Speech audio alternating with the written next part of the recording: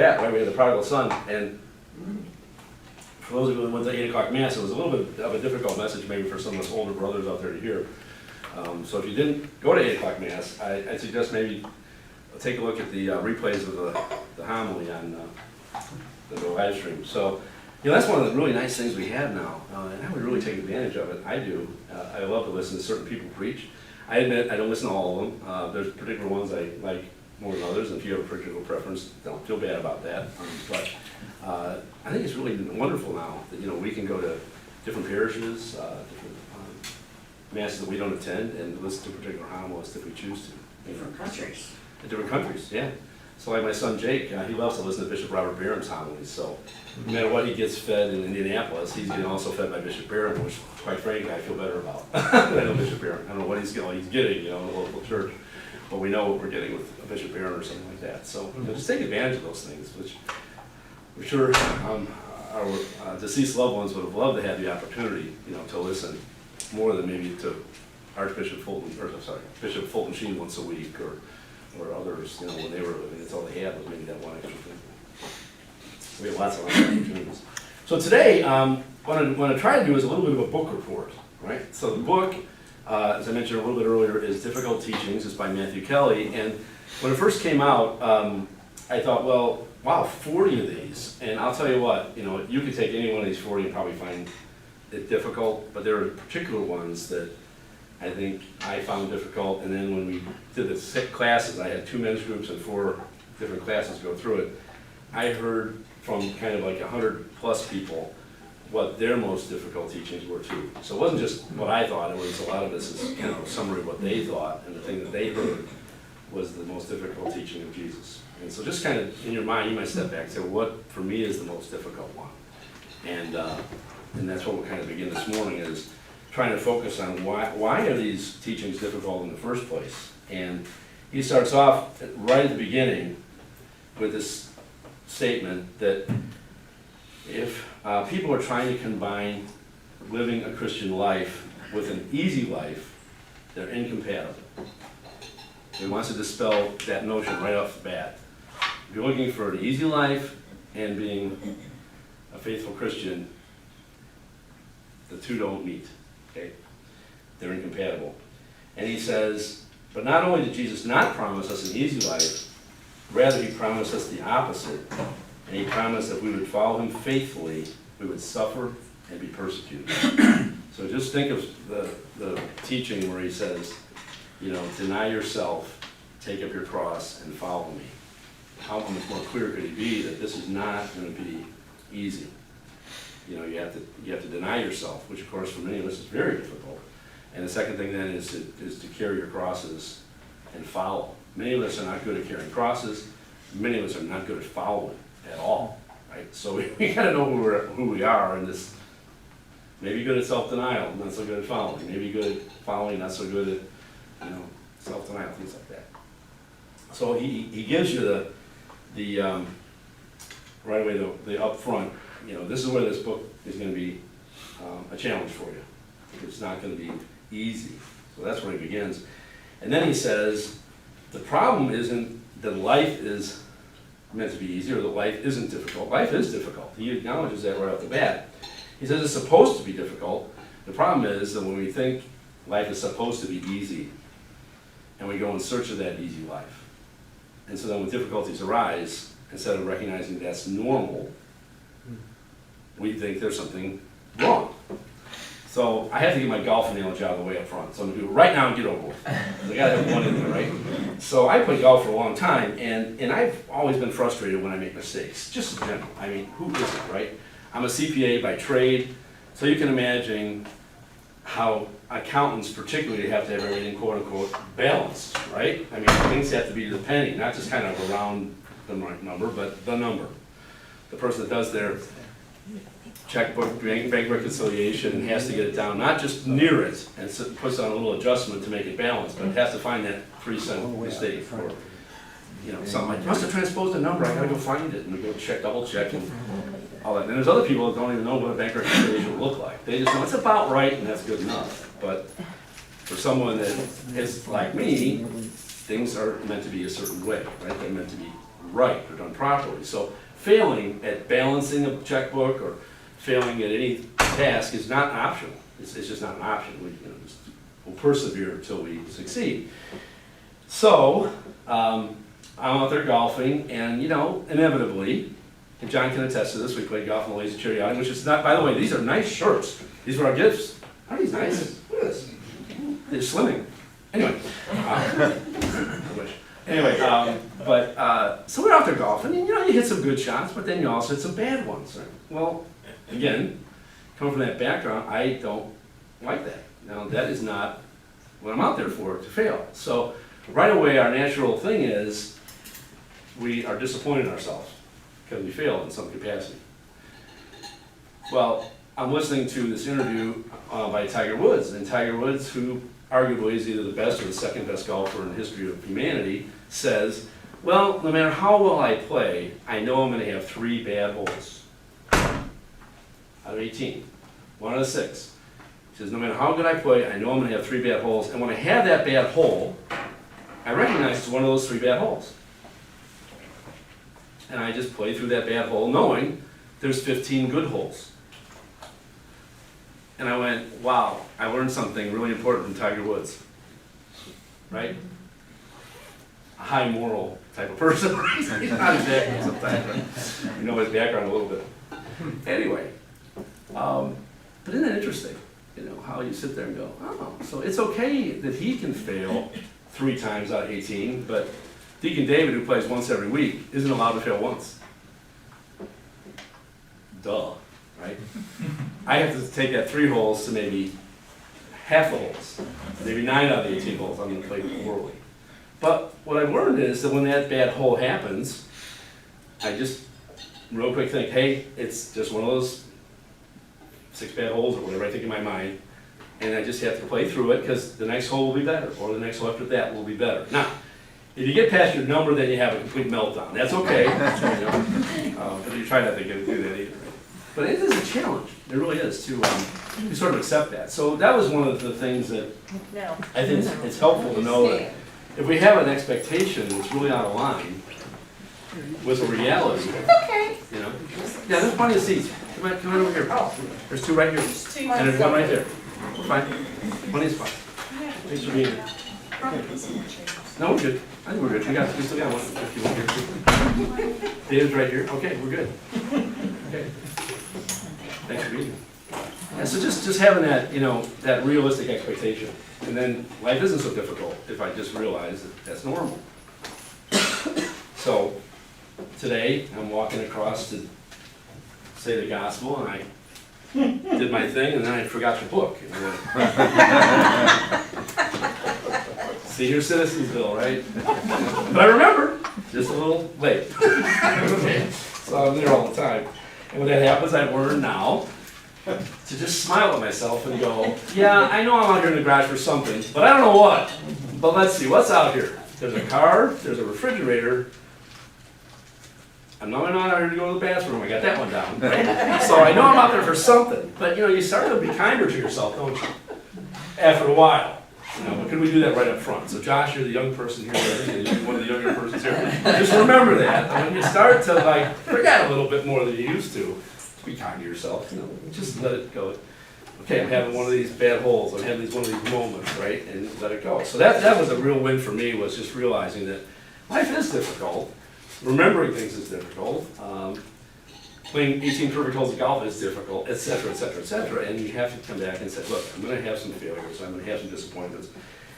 But what Jesus is getting at here, as he's saying these difficult teachings, is he's saying it's impossible, Matthew Kelly saying it's impossible to embrace this teaching of Jesus if we're in search of an easy life. We just aren't going to get there because the teachings are difficult. And if our goal is an easy life, we're going to see these and go, 40 of these things? Really? For me? No. I want the easy life. I don't have to deal with difficult teaching. So he's up front and saying, it's just impossible to say you're going to follow Jesus if you think you're going to have an easy life, because that life is going to lead to suffering and difficulty and persecution. So I just think right away he gives us this big old warning right up front. So there's all these, I'm just gonna give you some of these just to kind of read them down the list and then we'll come back to them. But here's some of them that might jump out at you right away. For example, do not worry. I'm sure that's not a problem. Right? I have one of my youngest is flying back from Boston today. Am I worried? Sure, a little bit. You know, whenever anybody's on the airplane, I worry a little bit. I'm always happy when I get the text that says I've landed in Knoxville. Right? I just mentioned one, deny yourself. Number 7 is love your enemies. Not a problem. Right? Okay. Another one called the narrow way. There's one called humble yourself. Do not be afraid. Follow me. Sell what you own. How about judging others? Or forgiveness? Or lust of the eyes? Or a couple on hell. One is called Hell is Real. Another one called You Can Lose Your Soul. There are others. Whatever you do for the least of my brothers. That's one of them. And that's a pretty good short list of those, maybe 10 of those 40. So the book is wonderful, but what I would suggest not doing is thinking about reading it at a time when you're looking for, pleasure. This is the kind of book that is difficult. And it's one of those books maybe it'd be perfect for Lent, maybe Advent coming up, a time where we're going to try to, do some reflection, some penance, that kind of thing. Because as I was reading it, and I have this experience a lot with Matthew Kelly, it's my love-hate relationship. I love what he says and I hate what he says while he's saying it. Because I know it's good for me, but much like when we were young people, and you had that really good teacher who was so good that you hated her, right? Or you prefer the other teacher who was quote-unquote easier, because that really good teacher might have been more insistent on accuracy, may have been harder on grading, may have been harder on getting an A. And yet, the easy teacher, well, maybe we didn't learn much, but we liked because, I could coast. And when you're an immature young man, coasting is good. Learning. Yeah, my whole life, right? So, again, we may have not embraced, difficult things. So, so one of them I mentioned right off the bat was, do not worry. Now, you know who you are. How many of you would, just by show of hands, say you don't worry hardly at all? Just kind of go through life without any worries. All of 2 of you, okay? How many of you do you think are really huge worriers? Like, you really worry a lot. All right? Pointing straight at me. No, it was a collective point. The point fits where it's. And so as warriors know who we are, and if we lived with a warrior, we know that they got worrying covered for the rest of us, right? Because I never had to worry when I was on a plane because my mom was praying. I never worry. I got somebody praying for me. Don't have to worry about this, And boy, I got heck when I didn't, call first thing when the plane landed. And those were the days when you didn't have cell phones. Those were the days when you had to hit a payphone bank and call collect. So let mom know it was there. But she was really serious about that. I better call. And if that plane was late, she'd be worried something happened. So I learned, that when you live with a worrier, you got to report in. Yes, mom, I made it to the movies. Yes, mom, I'm on my way home. Whatever it was, which is a good thing, right? But not so good, as he says. And one thing he talks about is that if we over worry, and this is hard for the over worriers maybe to hear, he said we need to trust God more. And essentially, we tend to worry because we lack a certain trust in God. And so that is something we have to pray for, is to not worry so much. And one thing I love about the book is he said, a lot of times we can't achieve this real easily, and maybe it's even hard for us to want it real bad. But he says one thing we should always do is pray for the desire to achieve this. So for example, if you're a worrier, you may say, I have a hard time, I think I'm always going to be a worrier. Then just at the beginning, start slow and say, I'm just going to pray for the desire not to worry so much. I think I'm just a natural worrier. Give me the desire to overcome this. And then over time, he says, then you can work on the actual thing. So it's like, let's say you're trying to love an enemy, and you're trying to love that person, or you're trying to forgive that person for this terrible thing they did to you. Maybe you can't right away say, I'm just going to forgive them, but maybe at least you can say, give me the desire to love them. Give me the desire to forgive them. Because you gotta start somewhere. And that may be the only place you can start, is just give me the desire, because right now I don't feel it. I don't have a disposition to really forgive, to love, or to not worry. It's just part of who I am. So that's a big learning, I think, is just pray for the desire right away to overcome the difficulty, if you don't quite think you can get there. Because maybe you can't get there on your own, and maybe you do need God's love and mercy, etc., and God's grace to help you. So one of the things he says, and I think he does a good job of it, is to look at the things that we have influence over and the things that we don't. So going back to the plane analogy, my mom had no direct influence over whether that plane would land safely. She wasn't the person who was checking out the plane before it took off. She wasn't the pilot, co-pilot. She had nothing to do with the air traffic controller, etc., right? So she had no direct influence over it, yet she was worried about it. So this could fall under what you might call the circle of concern. She had concerns, but she had no influence. Other times you do have influence, and you really can, be involved in directing an outcome. But one way you can always have some influence is through prayer. And so one of the things when we're worrying, rather than just stay there and worry, is to turn it into a prayer and say, I'm worried about this particular thing, and then just pray to God for the outcome, God willing, that you're looking for. And I think that's what Mom was doing when she was praying for me, is she knew she didn't have any influence over it directly, but she could still influence it through prayer. Was she always going to have a concern? Sure, because I was her favorite. And everybody knew that. Yeah, in relation to what you're saying, just recently I found a prayer on the Amen app that's put out by the Augustine Institute. I don't know if anybody has the Amen app. But anyway, it's something to do with worry, because at some point, like you said, you can't do anything about it. Mm-hmm. But the prayer says, you say it 10 times, it's called the surrender prayer. Okay. Jesus, I surrender myself to you, take care of everything. And, it really calms you down. If you're really worried about something and pray that, it really calms you down. Yeah. And just be submissive to God's will, right? Yeah. When we were young, for those of us in Catholic grade schools, we probably remember the expression, offer it up. Remember that one? Sister used to say it, offer up business. Offer it up. Yeah, those kind of things, yeah. Yeah, we had to do that. Yeah. Any other comments on that one? Okay. So that's one. So another one that he says is, when he says, I am the way, the truth, and the life, Matthew Kelly talks about that, he is the way. And one of the things he makes clear is that God is not just when our way, being with God in our life here. He says Jesus, in fact, is not only the way, but he's also the destination. It's where we're going and where we are going, and what, the process of going itself. So if you think about it, we want to be in eternal life with God, but we're in eternal life now with God.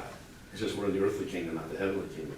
So he makes that point, and he wants us to focus on something I think that's rather interesting, which is the long term is not what we do. The long term is who we become. And he says so much of what we focus on is all this doing business, And he says it's about our doing. And he says when St. Thomas asked Jesus, after Jesus says, I am the way, St. Thomas says, Lord, we don't know where you're going. How can we know the way? And what St. Thomas is kind of looking for is directions. Like, can you give me like the Waze app and just tell me where you're going, and I'll just type it in there, and then it'll tell me where to turn left and turn right and how many miles and blah, blah, blah, blah, blah, right? Until the system goes down or you get one of those crooked roads where they don't know where you are. And they say recalculating for 5 minutes or something. But the idea is, right, that we want these real explicit directions on what to, quote unquote, do more than we. So here's what Matthew Kelly says. He says, we prefer doing over being. Because doing distracts us from the becoming we are called to and ignoring. And that's why we find it so difficult to be still and quiet. So just step back from it. Let me read that again real slowly. We prefer the doing over being because doing distracts us from the becoming we're called to and we ignore. That's why we find it so difficult to be still and quiet. So we like to keep ourselves busy, and particularly with noise. So we come into a room, what might we do? Alexa, right? Or we might turn on the TV, or we might turn on some music, radio, jump on the computer, and we just fill ourselves up with noise and noise and noise. And he says, what we are uncomfortable with is quiet and stillness, because then we tend to think about something deeper than our doing. We might actually, for a minute, begin to think about our being. The big questions like, who am I? What am I here for? And what's the point of life? Do I have a purpose? Et cetera, et cetera, et cetera. So he's cautioning us that we're so much more content with just staying busy and doing than to be silent and just reflect on who God made me to be, who God calls me to be. So that's one of the dangers. And he said that can be a very difficult teaching.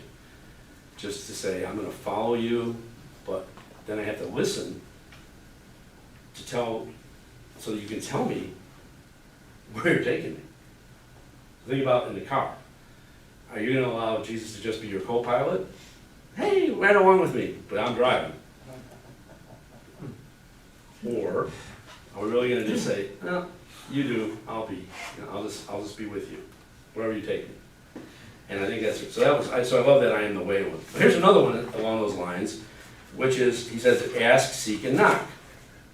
So Jesus says in Matthew's gospel, ask and you will receive, seek and you will find, knock and the door will be open to you. Well, most of us on this ask, seek, and knock business know how to ask God for things.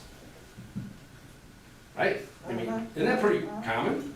That when we begin to pray, that pretty early on in prayer, we tend to ask God. True or not? What do you think? You usually ask God for something? Maybe ask me to be a better person. Ask God to help you with this particular sin you're trying to overcome, or this difficult teaching you're trying to deal with, or whatever. So we tend to be an asker, right? So I'm reading along, and it's pretty tame, you know. It says, be careful not to ask for the wrong things, so on. Sometimes we don't ask God for things that we know God doesn't want. So if I want something I think is probably not what God wants, well, I'm not going to ask him for it then. You know? Like, I want to really beat this guy today at golf. Well, God may not really want that. But I pray him, I want to just play well. That's good. But let's not, I want to beat the heck out of that guy today. Maybe not, right? So we kind of steer our prayer toward things we think God might want and steer away from things we think God might not want. Notre Dame had a touchdown Jesus. Notre Dame lost yesterday. Thank you. They didn't lose to Alabama. They didn't lose to Ohio State. They lost to Marshall. Yeah. Marshall. Notre Dame doesn't lose to Marshall. And then as a sequel, Kentucky beats Florida again. So it's kind of strange, right? You see these things. You see something? I think we need to pray for Notre Dame. And a new coach. May not be there very long. I feel sorry for a new coach who starts out like that, right? So he makes this statement, which is a beautiful statement in the book. He says, God stands willing to give us so much, because God is so generous, but we ask God for so little. Because we only want what we want, kind of that we think God will want. We kind of have to line them up, make sure what God would want. I'm not going to ask for the things God may not want. And we ask God for so little. So, but then the big line came. He said, you have to have this wisdom, but he says, here's the key. You have to forget about what you want, and you have to forget about what you seek, and you have to forget about what you think you need. He said, rather, ask God to teach you what to ask for. Ask God to teach you what to seek, and ask God to teach you where to knock. A whole different question. Rather than, it's my agenda, God, just like again, back in the car. I'm driving, here's what I need today. You know, can I be the co-pilot and say, where are we going today? What would you like me to do for you today, God? Whole different disposition. So do we allow God to be someone that leads us, or do we tend to lead God by asking him for what we want? So that's one that really helped me a lot. So when I ask, I learn to ask, well, what's your will? Now, do I ask for things I want? Sure, if it's your will. And I always throw that in there, if it's your will, because I want to make sure I'm not opposing his will when I'm asking for something. We'll hear this when people are dying, right? Someone will be praying over a loved one, they'll say, if it's your will, God, but they don't just say save them or heal them, they'll say, if it's your will, because maybe it's not God's will. Maybe it is God's will at this moment in their life to not survive. And we don't know that. It's between God and that person. So that can be a hard one for us, I think. We really want something bad, and we tend to forget that it may not be what God wills. All right, so we're doing okay, but we got some more tough ones coming up, and one of them is called deny yourself. So remember the deny yourself, take up your cross, and follow me. And he's talking about how difficult this can be to actually deny yourself, even small things. So where I have a particular problem denying myself is whining. I am really good. If you could say, what are you good at? I'm a really good whiner. I mean, when I'm exercising, I'm the best. I mean, there's nobody that, I'm serious. I mean, I can make myself more miserable than anybody. Lisa saw me yesterday, right? Lisa walks by and she goes, you don't look real joyful. I had a witness, right? Right? But at least you didn't hear me whining because I wasn't going, wee, wee. Was that the elliptical or no, that's Deacon David? It's not the machine making the whining noise. Oh man, so many of us are just natural whiners. If things just aren't perfect, we whine. How many more reps do I have to do? How much more? Why is this taking so long? So, if you're a natural whiner like me, and I am, right? How do we get to this deal of denying yourself and not being miserable? How do we diet or exercise or refrain from a particular sin without being just miserable? So one thing he talked about, which really helped me, is he says, just start with small things. Just start somewhere. And if you can just begin to start, that lift off, just like a rocket ship. Once it's in orbit, it's easy, but getting off the ground, just getting started, he said. So that really helped me too, just get started. And then he also talks about how what ends up happening is you have this capacity not only to love, but you have this capacity to be loved. So, I was at Planet Fitness one day, and I found someone that whines more than me. I really did. And I was by this guy who was talking to this lady that he didn't even know, but they were exercise friends, and they're just chit-chatting. And he was miserable, just miserable. And I thought, okay, how long can this last? Well, as long as I was near him, it was lasting. Okay? I mean, a good 5-10 minutes, and I'm like, oh my God, this guy's making me miserable. The lights are going off. Ding, ding, ding. Okay, so everybody deserves a second chance, right? So a few days later, he's there, and I'm going right next to him. So I did. He's, again, talking to the same lady, and he's complaining, and then as soon as he's done with that complaint, he goes to the next complaint. And I'm like, how did she do this? Must offer it up, huh? Anyway, she was offering it up. So I saw this guy, and I thought, what a whiner. And then I went, ooh. That's what I sound like. So I was playing golf one day, and I shot a really bad day, and I putted terrible at the end, and I was whining about my score to my friend. So I cannot believe I shot 84. I was so upset. He goes, you're telling someone that shot 107. So you get enough of these moments, and you go, I think God's trying to tell me something, right? Like, would you stop it? Just stop it. That's what it sounds like, okay? You're not going to get any sympathy from that guy. You're not going to get this guy that's complaining over here more than you. That's how you sound, So I was listening to it loud and clear, So part of denying yourself, for me, is denying whining. So can I be grateful, or do I tend to whine? And it's hard to be grateful sometimes, because we want to whine about something. So that's one for me. So that was one of the denying yourself that was tough. All right, so here's one of the hard ones. Love your enemies. This could be the hardest one for us. So maybe this will be the best one for you today, because this one really changed the way I had to think about things. And what I didn't get was, I think we get love and like confused. And so Matthew Kelly said a couple sentences in here that just made such a difference. And here's what he said. Love is not the same as like. Love is a divine summons. Love God, love your neighbor as yourself. Divine summons. But like is a personal preference. You can love someone without liking them. Whoa. I wish someone would have told me that when I was about that high. Because we tend to get them kind of mixed up a little bit. You can love someone and detest the things they do. You can radically disagree with their opinion, and you can find their approach to life completely repellent. So let me go through that again. You can love someone and still detest the things they do, radically disagree with their opinion, and find their approach to life completely repellent. So love is willing the good of the other as other. So it's an act of the will. We choose to love somebody.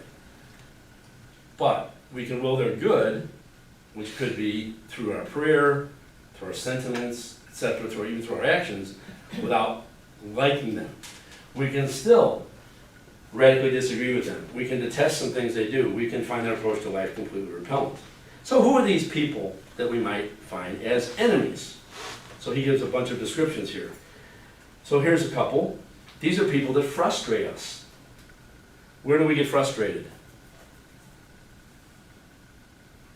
Get behind the car, get behind your wheel of your car, and tell me you never get frustrated. That's at one place, right?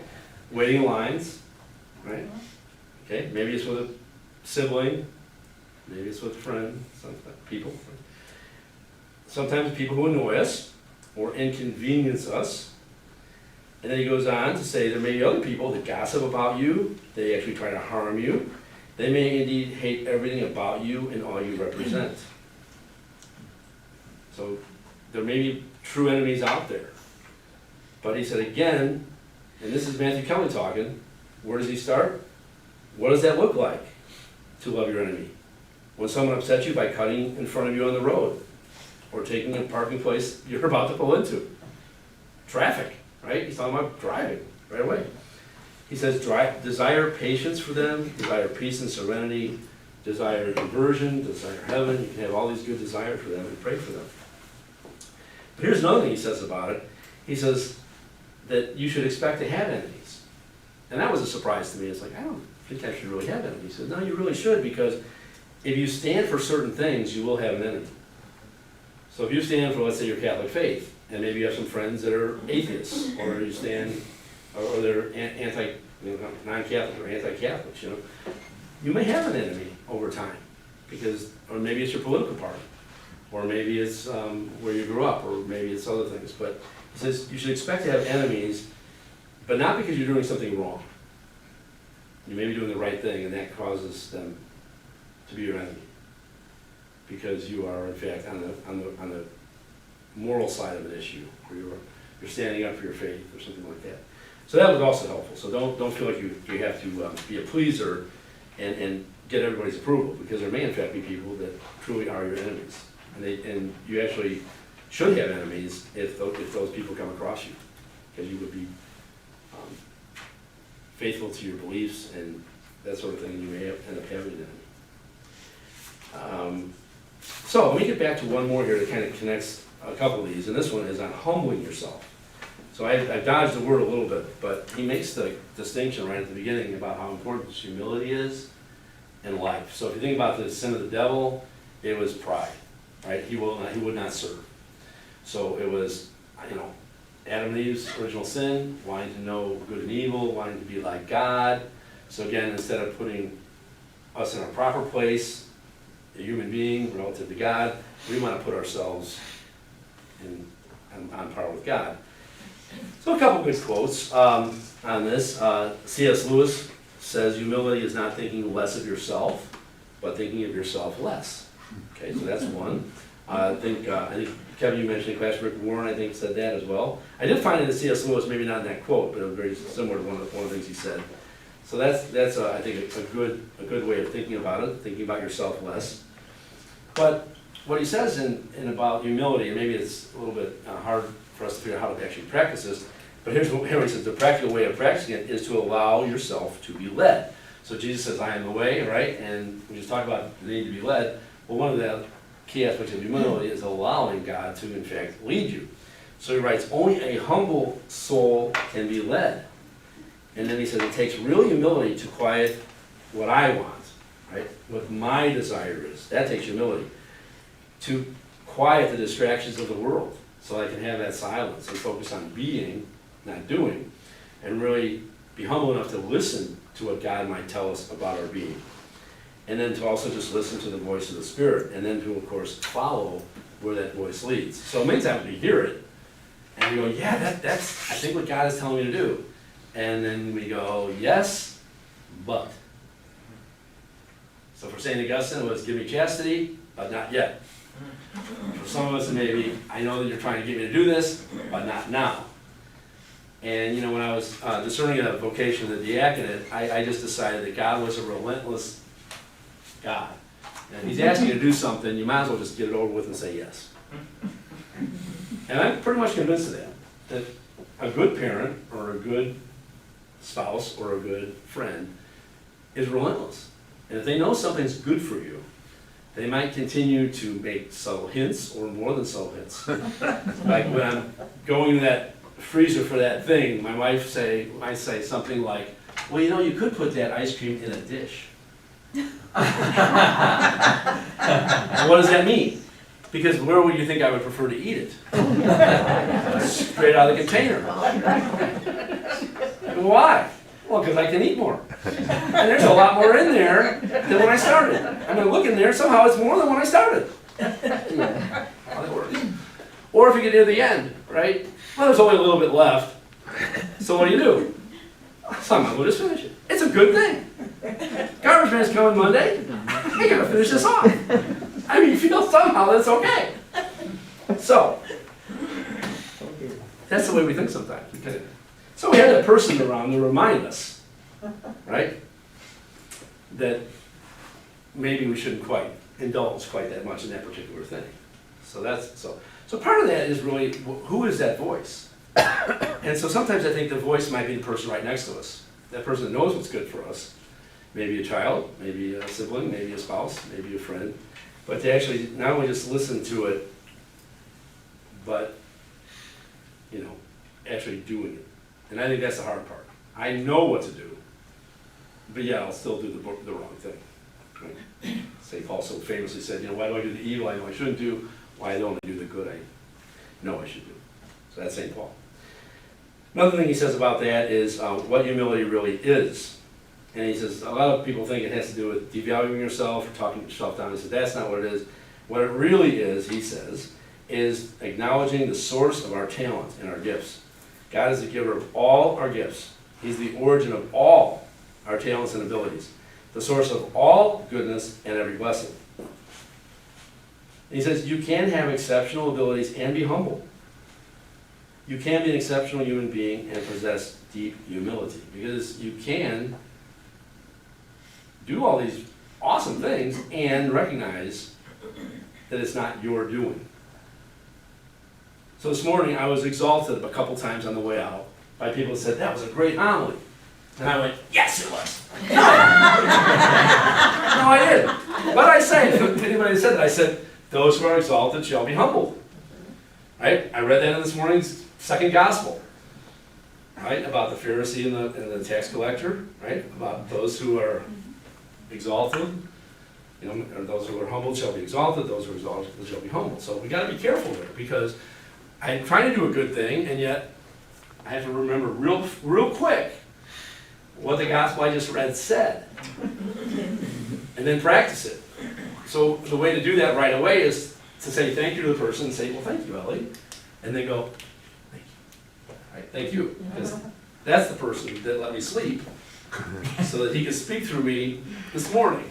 Okay, not, wow, I'm really awesome today on my own. And I think that's the danger, is when it's about me. It becomes about me, not about what God is saying. So that is a real help to me, is always to kind of remember that whenever we do something good, every time, every single time, thank God. Right? Now, let me tell you a little funny story. Dr. John and I were playing golf last week. And Dr. John gets this hole. There's water. You got to hit with the water. But if you pay $20, you get to play from the forward tee, which means you're a lot closer. So it's easier to go over the water. So I hadn't paid for a darn thing, because Lisa buys our team every year. And I pulled out $20 to pay the thing, and Dr. John pulls out a $100 bill and says, "Here, just give it to him." I'm like, "I got it. No, just give it to him." So I take the 100, put the 100 in, and I put my only $20 in. And Dr. John gets up to hit first, and he hits the best shot he hits all day. He hits it like 6 feet from the hole. Well, none of us can hit it that close, so we don't. So then he always putts first. So he gets up there with a 6 foot, 8 foot putt, right? He knocks it right in. So we're playing it, we're done. Because we can't improve on making it, right? So he's so selfish, that John. He hit the best shot, and he made the putt, so we didn't get the putt, John. You have to buy it. Huh? You have to buy it. Evidently. So John, what I figured out was, John, you gotta make $1,800 next year. Well, we gotta get a guy every hole, and we just drop the $100 in, and you're gonna be like birdie we'll win. Just, maybe I'll contribute 25 next year. But it's so funny that when we think about that, how, I think it was interesting that Moses was there. It was so funny, this guy dressed up as Moses, he's gonna part the waters for you by giving you this forward tee. And John steps up and hits this great shot. And I'm just blowing him grief about how he's making those shots and we didn't get anything out of it. Not that he paid God off. He paid Moses off. What do you think about that, John? That's what I do.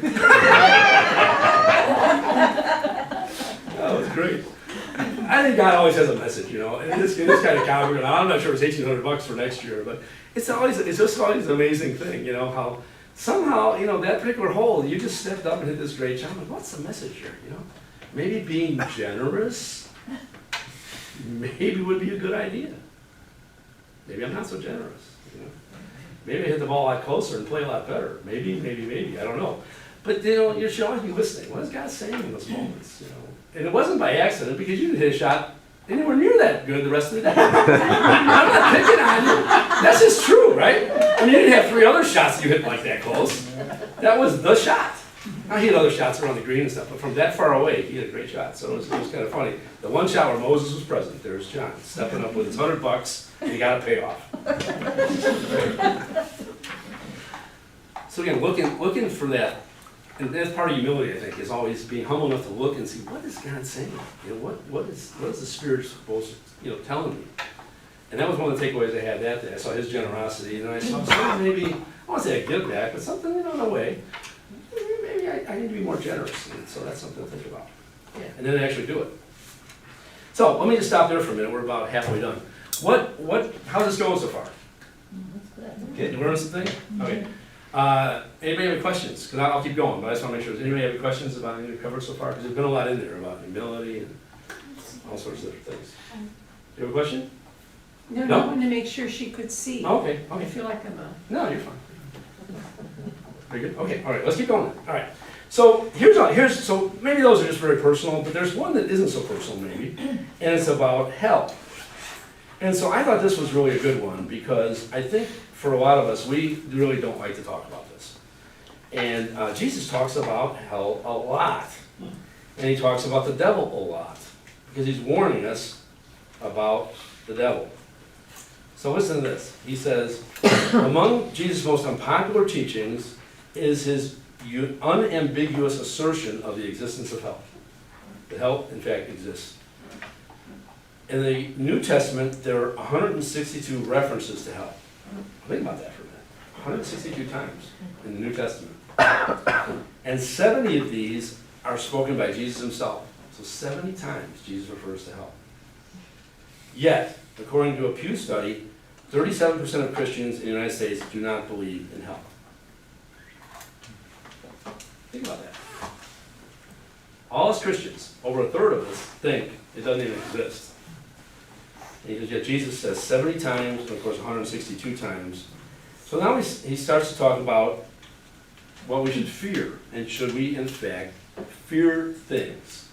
So sure, sometimes fear is justified. Obviously, if you're out hiking in the Appalachians, some bear comes charging at you, you betcha, you should be afraid.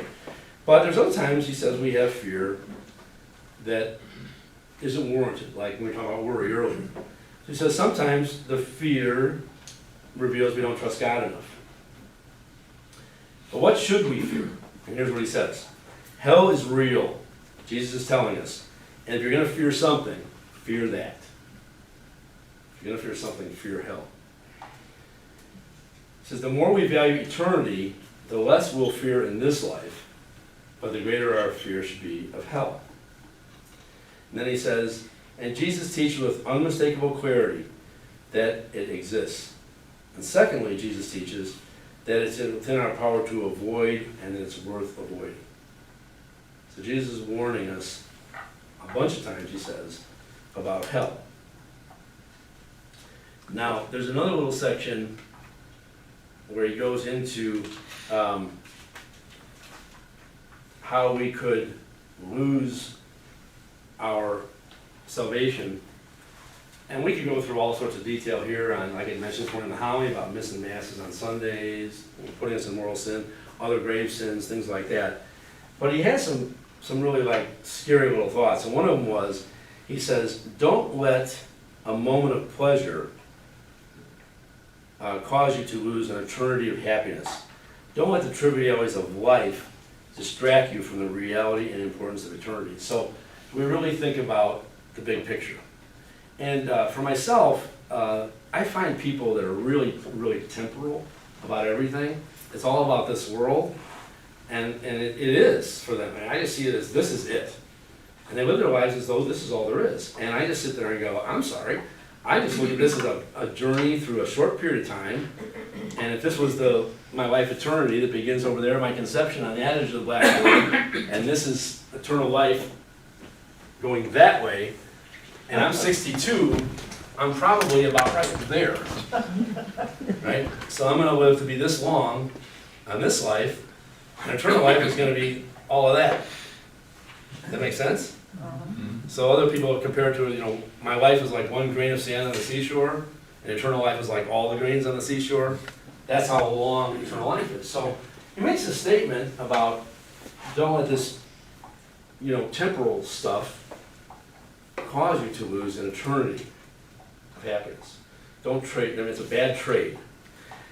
And then he goes on to talk about how we should really have this fear, and the fear should be that we wouldn't trade that in. And he says it like this: you can lose your soul. So God gives you the gift of your soul, and he gives you the gift through baptism of sharing in his life. But he says you can lose your soul. And this reality should terrify us. But we should welcome the terror, because the terror exists to protect us from experiencing what the terror represents. So if we look at that and say, I should welcome the fact that I understand what grave sin is, and know that I can stay out of it this way, right? So here's what he says. Knowing when to be afraid is common sense, but what to be afraid of is wisdom. He said we should be more afraid of we should be more afraid of losing our souls than falling off a 10,000-foot cliff. Now I don't know about you, but I don't like heights. Really don't like heights. And my mom and my sister were just, big sister, were both terrified of heights. So I'm growing up with these two people who are terrified of heights. So you can imagine what I'm like. So we're in the Sears Tower. And you're looking at the observatory, it's beautiful, right? You're up in Lake Michigan, and you see Lake Michigan, you see the city, and people are up against the windows looking like this. Where do you think Deacon David is? I'm in the middle of the room. I ain't getting near that glass. Or if you're in a beautiful walk, I was out in Vegas, we're walking the rocks, where do you think I am? I'm not near the edge of that cliff. Nowhere near it. Now, you might say that's smart. Well, it's also fear. I just have that fear of heights. So when he's talking about just falling off a 10,000-foot cliff, he said we should be more afraid of losing our souls than that. I'm really hearing him. And he says, and here's the truth, that spiritually we live our lives tippy-toeing along the very edge of a 10,000-foot cliff. Now that's scary. So just think about that. 10,000 feet, I'm talking like 20 feet would scare me. 10 feet, standing in the roof of my house, that would scare me too. But let's just say you got this 10,000-foot drop and you're kind of going along like this, and you're thinking about that. Would you be afraid? You betcha. But we go through life, are we afraid of losing our soul? Yeah, this isn't that big of a sin. I mean, it's a sin, but And we negotiate that, well, maybe it's not the 10,000-foot drop. Maybe I'll just fall down and get a little bruised up. But I'll hit confession Saturday morning, and it'll be good. And my soul will get cleaned up, and then I'll be back in good shape again. Well, the problem is that between that moment when you committed that particular sin and that moment that you were going to go to confession, you might have fallen off that 10,000-foot cliff. And we know this happens. Any of us that have had any life experience knows we've had a friend, a sibling, a loved one, who one day is there and the next moment they're gone, right? And think about those two little kids in Memphis that had a mom that went out jogging at 4 in the morning. Talk about making you sick to your stomach, huh? This woman's just out trying to be healthy and murdered. Now, think about that. If she had done that sin, thinking, I'm going to hit confession Saturday morning, she wouldn't have lied on Saturday morning, was she?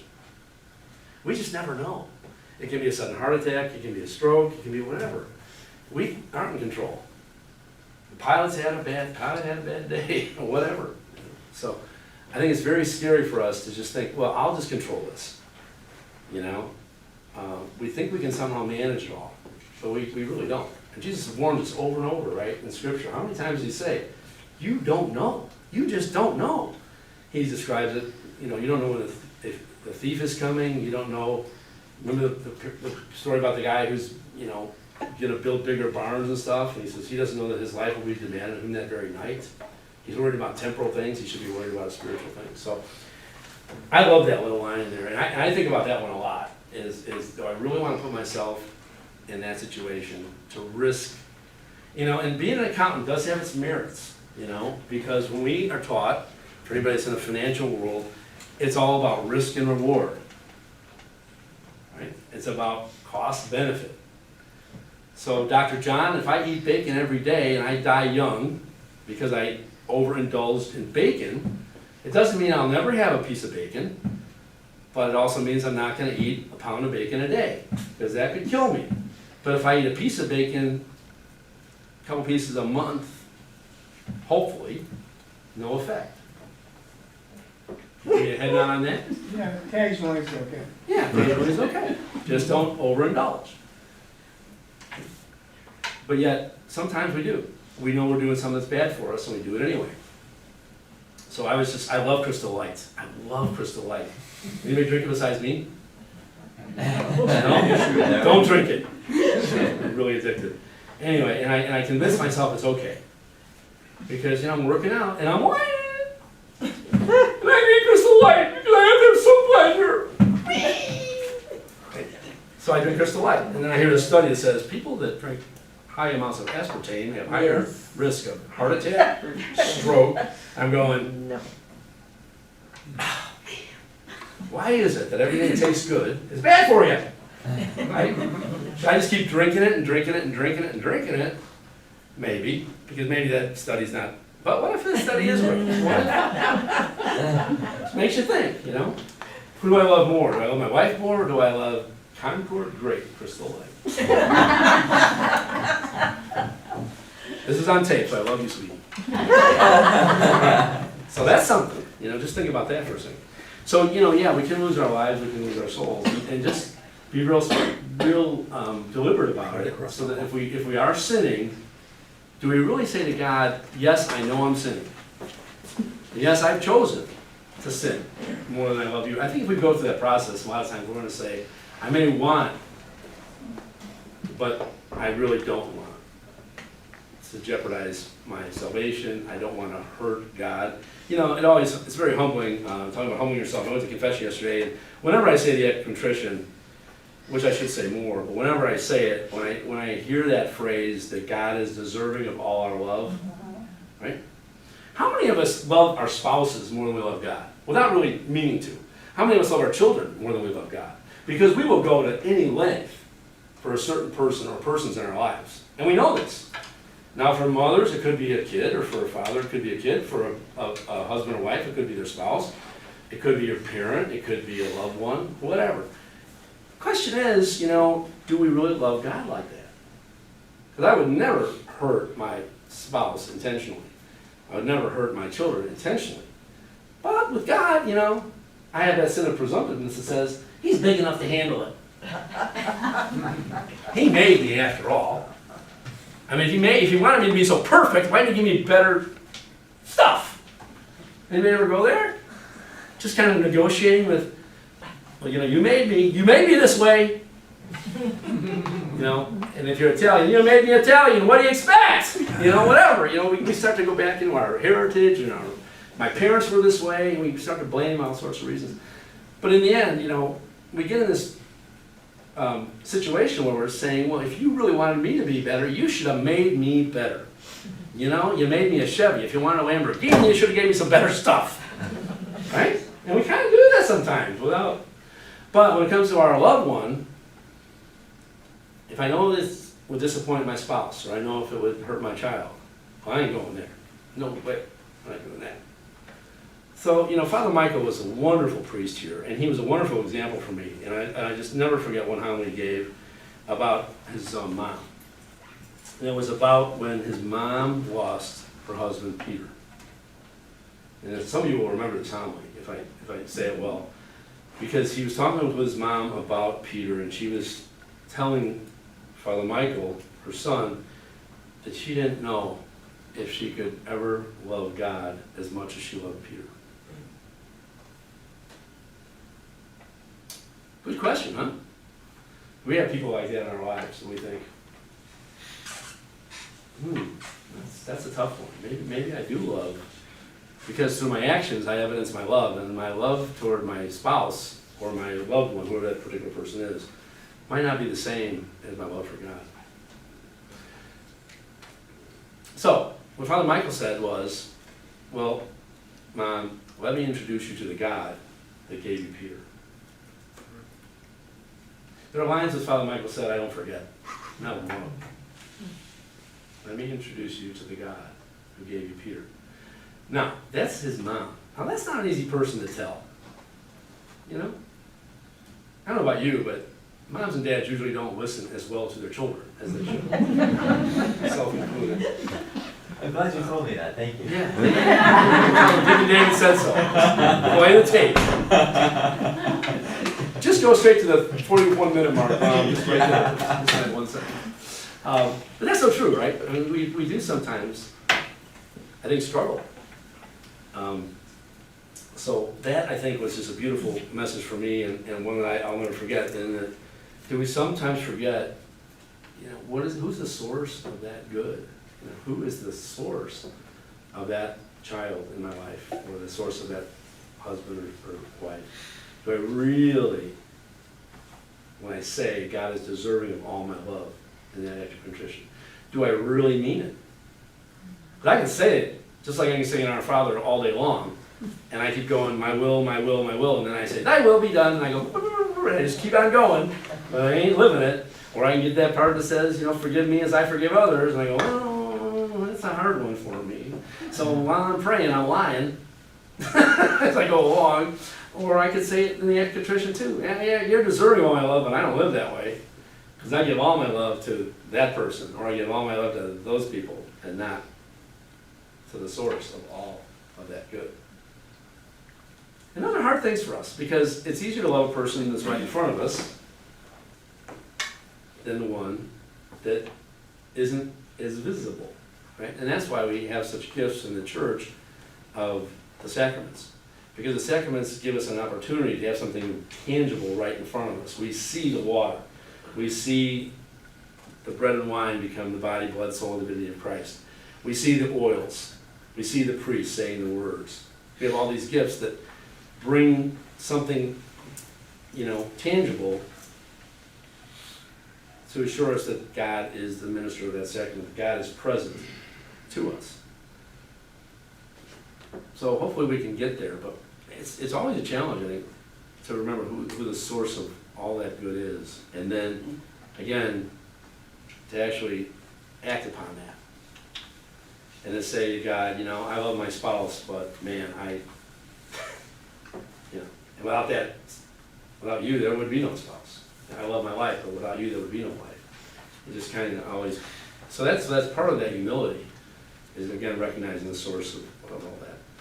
So hopefully that'll be helpful with you.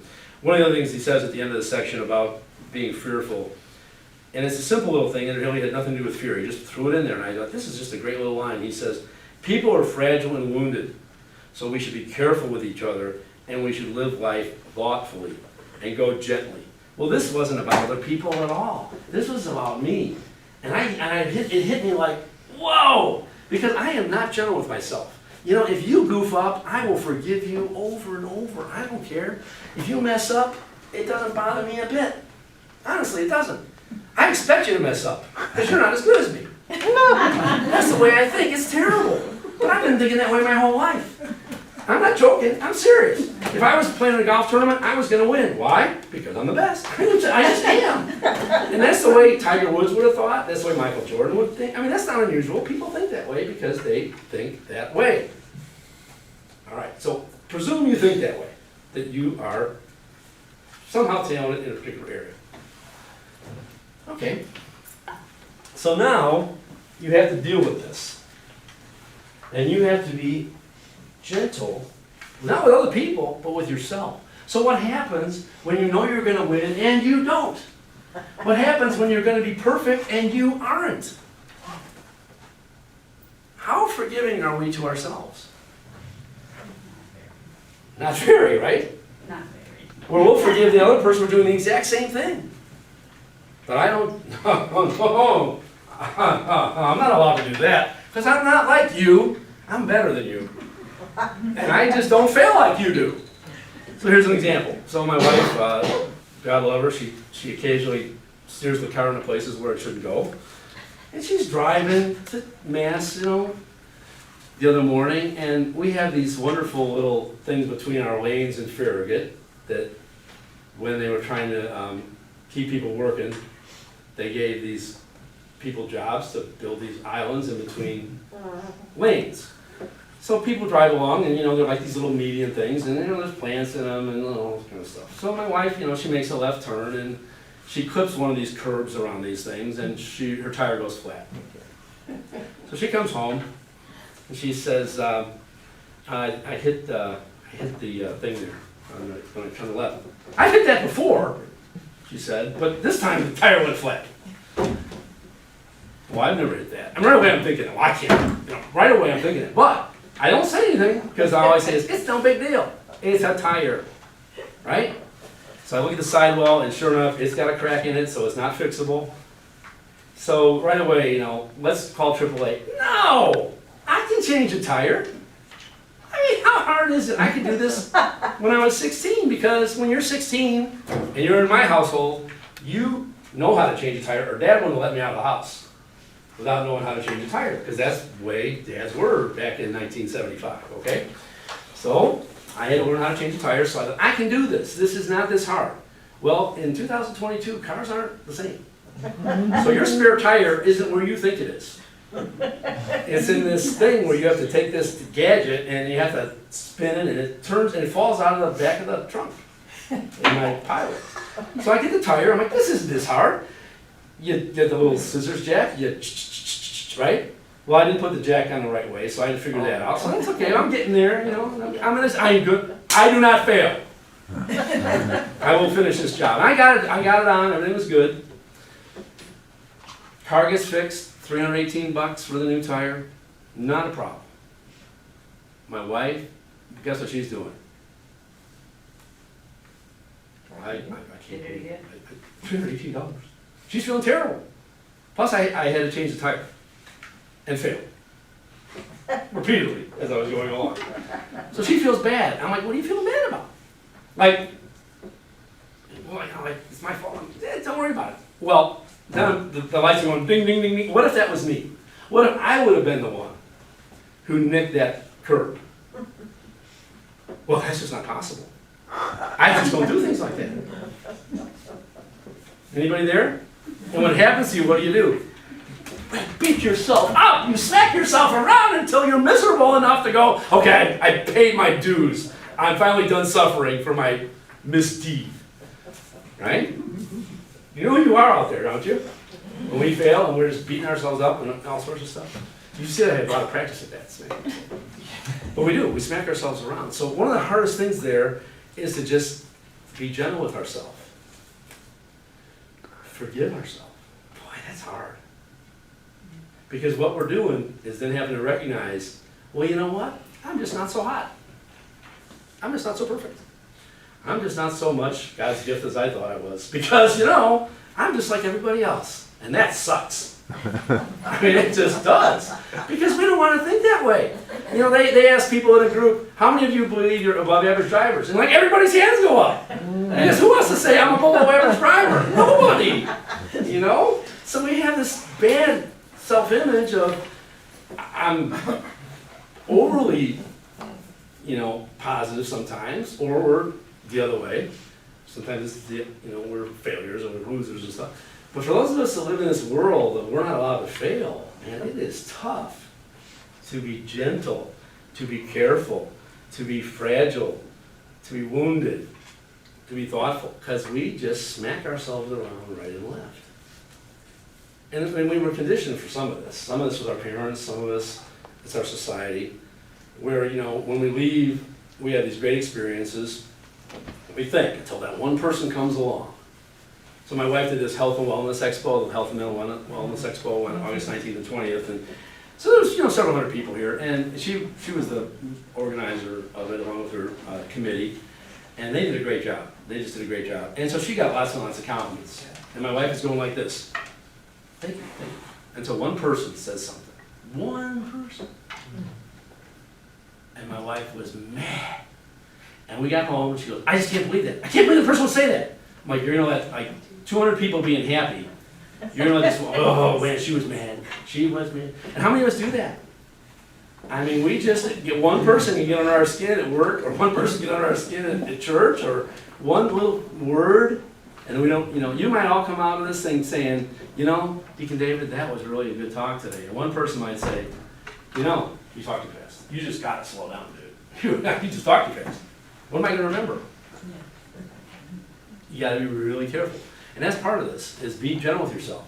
When someone says something like that, we can just say thank you and say that's balanced, there's always room for improvement, but sometimes we don't allow ourselves that room. We just don't. And it drives us insane. So I had to talk her off the ledge that day, saying, look at all these people that said they had a great thing. Look at all the emails you got. Look at all the compliments you got.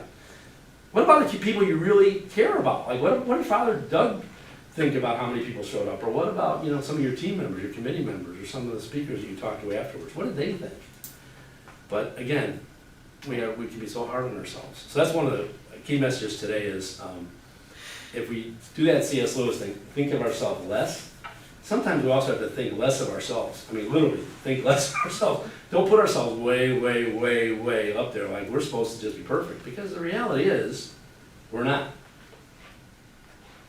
Back to Tiger Woods. I'm going to have 3 bad holes. Get over it. Just realize you're going to have some bad moments.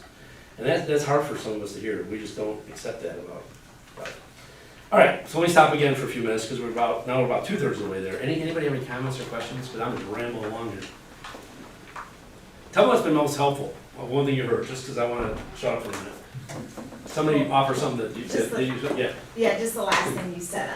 I'm a teacher, and so I make a lot of kids and parents happy, but it only takes the one parent, and I'm literally obsessed about it, and it can just ruin everything. Like everything just looks like, I get really hard on myself, and you just, so it's probably because what you said, I put myself up here and think I'm really good, so this thing, so it just takes one thing, so it's a matter of kind of watching the pride level, I guess, a little bit, and And the great thing is you are really good, and you can get even better. And I think that's one of the hard things for us to go, that's a good thing, because now I can even do better next time.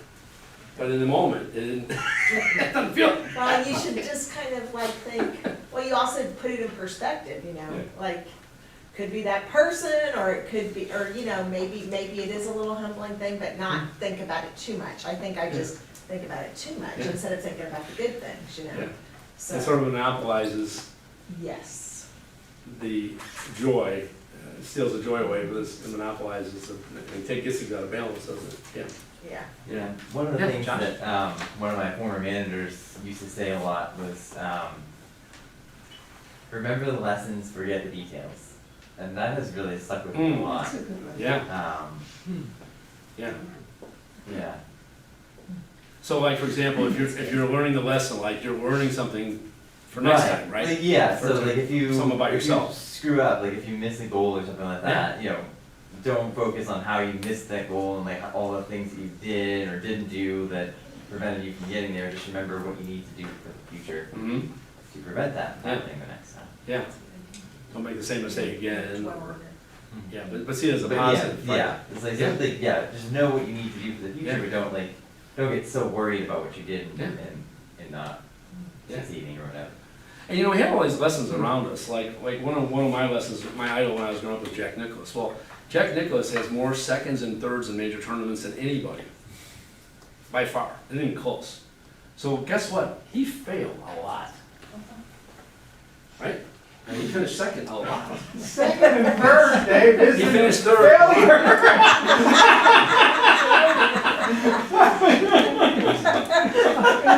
Okay, Dave, this is just for you. To some of you that know NASCAR, what does this number represent? Is that a 3 or? That's a 3. Looks like a backwards E, but what is that? Last. What does the number 3 represent in NASCAR? Dale. Dale Earnhardt, the original, not the young one. You know what he said? You know what he said? Finished second, his first loser. Mm-hmm. Yeah. Yeah. Yeah. That's what it is to somebody like me. You know, if Michael Jordan would have had a nice game in the finals and lost, you know, oh, you know, we played really good, guys. Good job. I don't think so. Not a chance. It's a good thing you're not a coach. But he is. All these weaknesses I share, so you don't have this obsession. But you know, that stuck with me because I was watching the movie. It was he had just finished second to Richard Petty, and the guy in a reporter's interview him saying, "You must be so amazed at your performance because you're kind of a relative nobody at the time he was, and you finished second to the greatest stock car driver ever." And his response was, "I'm first loser." Now, what do you think? What do you think that does to somebody that thinks like that? Well, they're, needless to say, motivated, aren't they? Because they don't think about finishing second or third as succeeding at all. Because that meant that they lost. But doesn't that roll over? I mean, you have this opinion of yourself that Mhm. you're a loser. Yeah. So how do you ever dig out of that? Yeah. Yeah. So how do you? I don't have Yeah. that. So when you, and a lot of people are, you know, if they measure themselves up against everyone, will never see themselves as the best at anything because there's always somebody better than you, right? There's always somebody, no matter what category you pick, you will find somebody that is better at you than you. You know, no matter what it is, I don't care what it is. You can say, well, yeah, you know, you're a great teacher, but oh, there's another teacher I know that, man, she's awesome. I wish I could do it. Or that person, you look around. And yeah, so how do you deal with that? You know?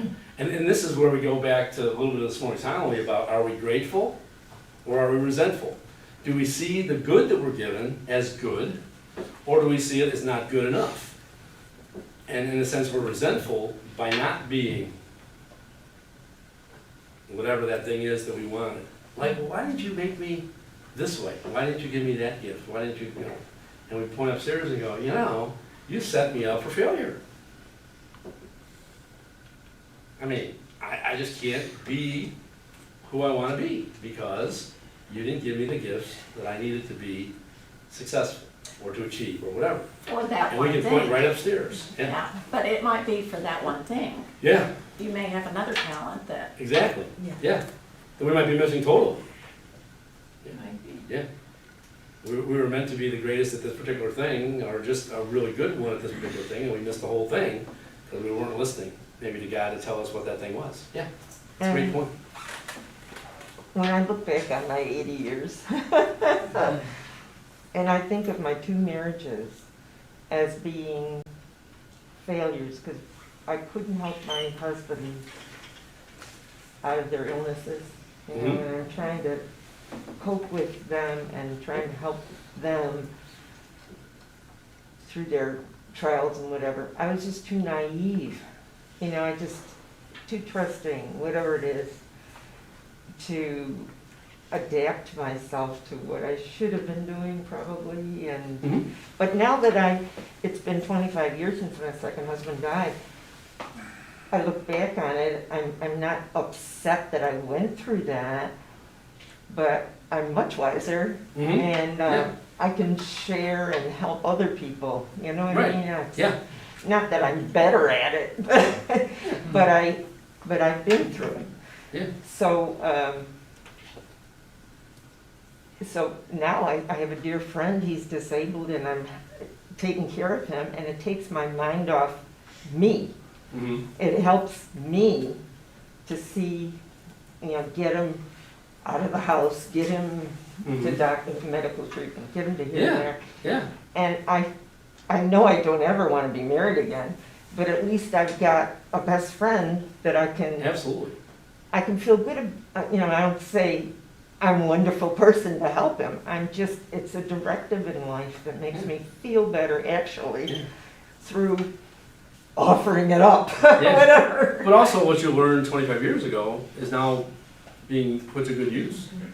Yeah.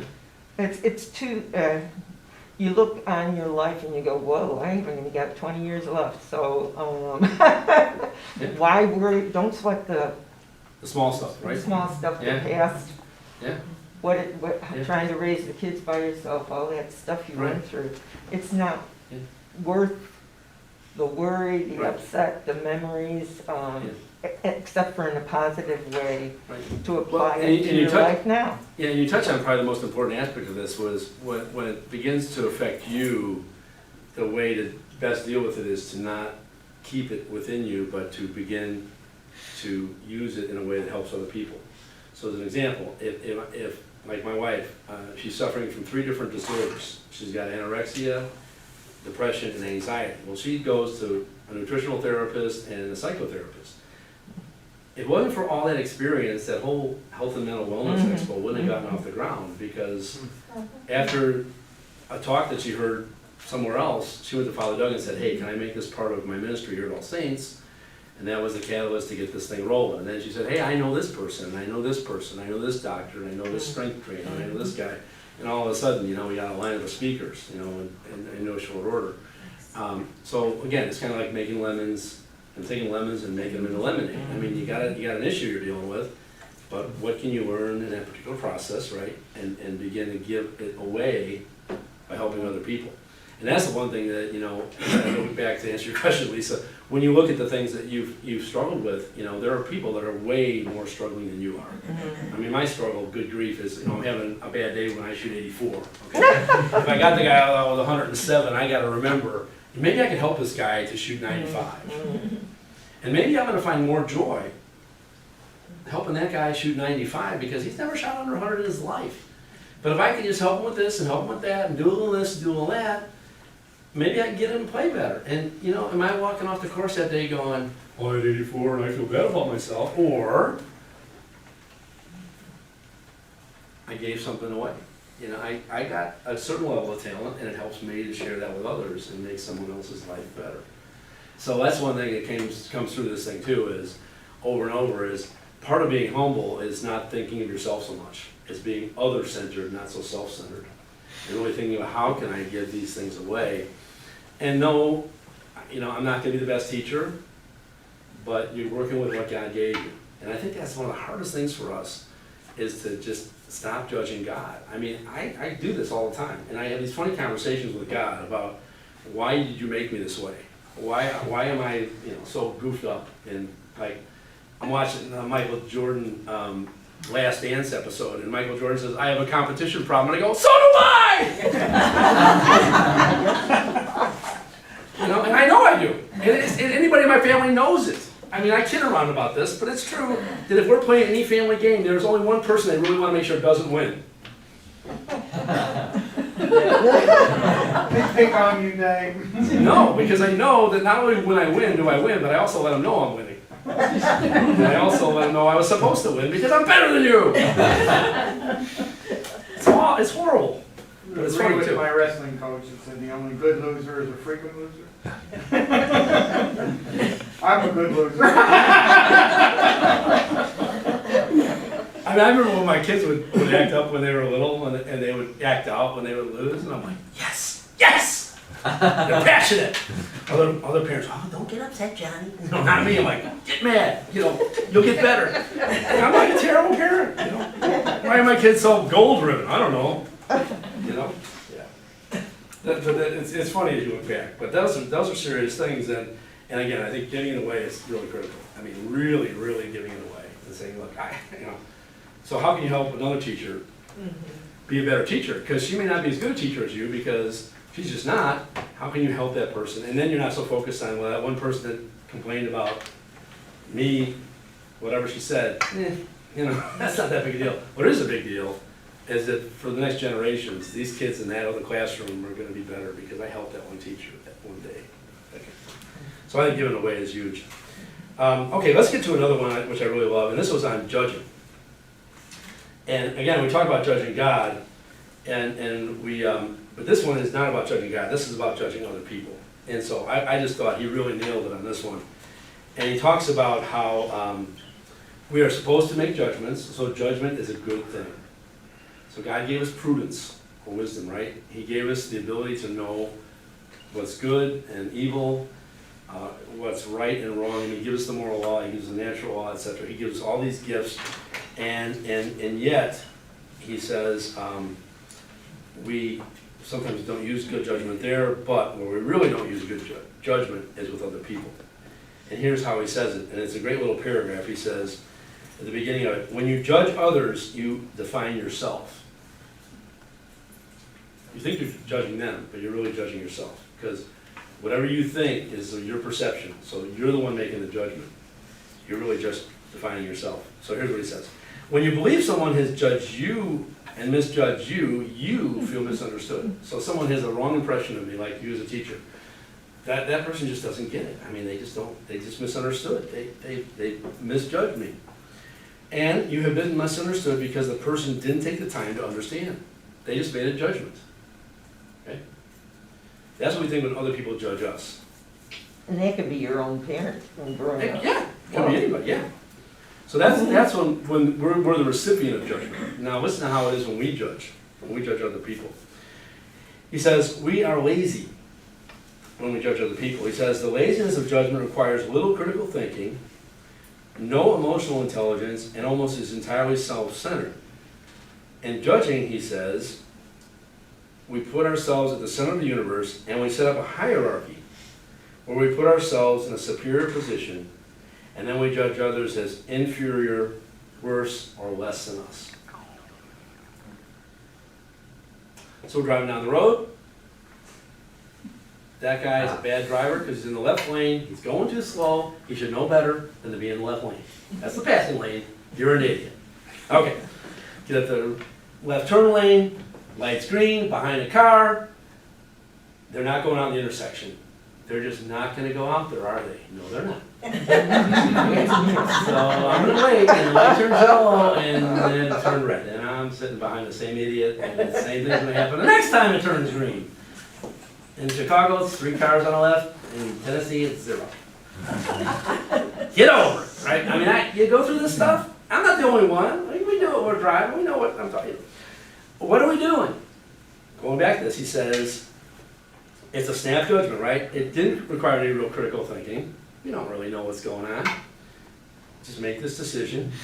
We don't have any intelligence about the person at all, and it's about me. Because that person just inconvenienced me. Because they don't know how to drive the way they're supposed to, which is 3 cars on a left turn, or the left lane is supposed to be clear for me, because I'm going faster than you. Get over, etc. So I just thought traffic was one way of explaining it, but I thought it was really kind of interesting how he says how quick we are when someone judges us to want to explain. Right? But when we judge somebody else, we're not real interested. We know. So I thought it was kind of interesting. And he says here at the end, we should begin rather to see people as they really are, and not through the lens of ourselves, but through the lens of acceptance and see the good in them.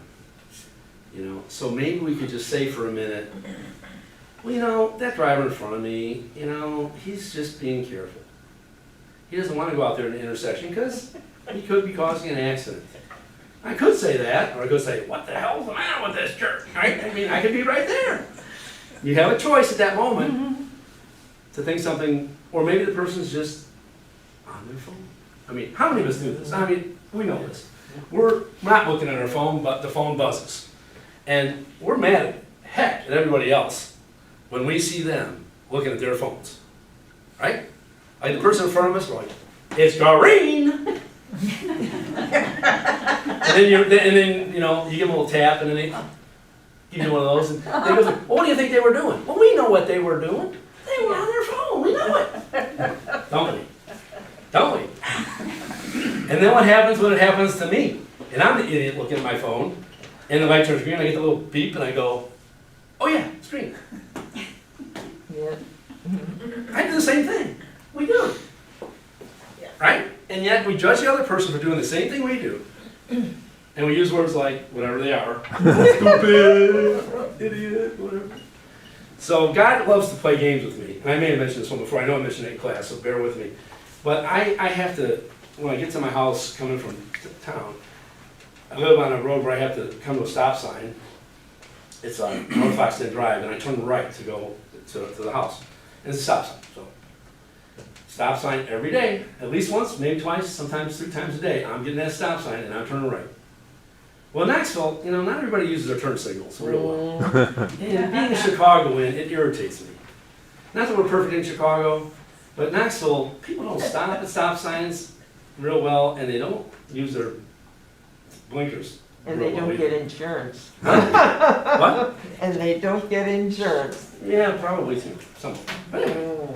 So I'm at the intersection one day, and I hit the stop sign, and there's a guy on my left, and he's going straight because he doesn't have his turn signal on, right? So I wait for him, and I'm looking at him, and I'm like, okay, dude, I'm waiting for you, and he turns right. Well, that's stupid. If you would have had your turn signal on right, I would have went. And then I look down, and I don't have my turn signal on. Oh, shit!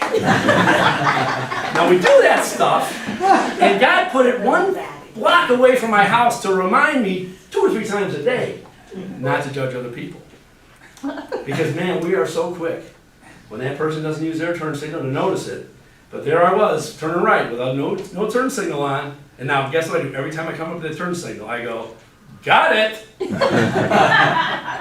But it's a way of God reminding us in a humorous way, I think, but in a serious way too. Every day, you know, just be gentle with other people. Don't be so, don't be so judgmental. And I'm terrible in traffic. I mean, I'll be the first to admit, you know, no one can drive at the right speed, use the turn signals right, etc.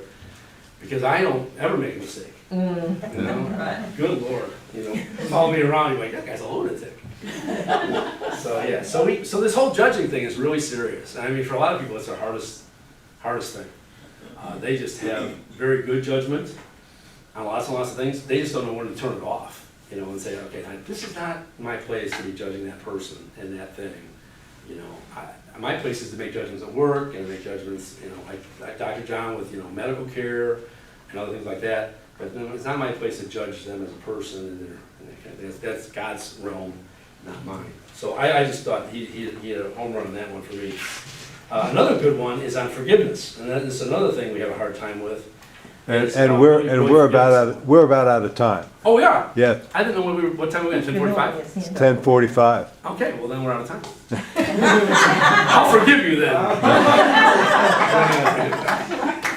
Now the forgiveness one is real simple. It's just like you really got to work at that. It takes God's help. So I hope that was good today. Hopefully we learned a few things. I'm exalted. Thank you, God. But thank you for being here. You know, this is a wonderful thing that we're doing here with Nicodemus Club. So I would encourage you to come. And I know I'm coming back in May. Yeah, I believe so. And I'm doing something on living joy, I think. Yes. Yeah. So that was a book that we just finished in some of my classes and men's groups. And it's a really uplifting book about kind of to go as a companion to this one, where life can be difficult. Life can be a struggle. It's not meant to be easy. The Living Joy says, well, you know, while it's being difficult, you can also be joyful. You don't have to be miserable the whole time, you know, and life can be joyful, moment to moment. So that'll be, you have to wait on that one a little bit, but I'll look forward to being back with you again. So I encourage you to keep coming. Any last thoughts before we go? So when will you do Life is Messy? I don't know. I haven't read that one. Have you read it? A little bit. Oh, that's Okay, the one. yeah, I haven't read that one It's yet. a good one. Yeah, I started it and I couldn't get into Like- it. yeah. You know, some of, I mean, I love Matthew Kelly, but when he gets a little bit autobiographical, I've heard a lot of his life stories, so I get like, man, I'm gonna hit with you, Lisa. It gets a little dry for me. I don't even know that it was his story. It was just kind of I couldn't get You into it. didn't know? Okay. Yeah, I don't know. I haven't looked at it yet. I got it though. This one I looked at right away. The title grabbed me because I thought this is something that we all have to listen to. What are the difficult teachings of Jesus? So hopefully, if you were so inclined today, give it a read and see what you think. All right, let me offer you a blessing and then look forward to seeing you next time, which will be next year, but I'll be around too. In the name of the Father, and of the Son, and the Holy Spirit. The Lord be with you. And with your spirit. And God bless you, the Father, and the Son, and the Holy Spirit. Amen. Amen. Okay, we'll say forgiveness for next time.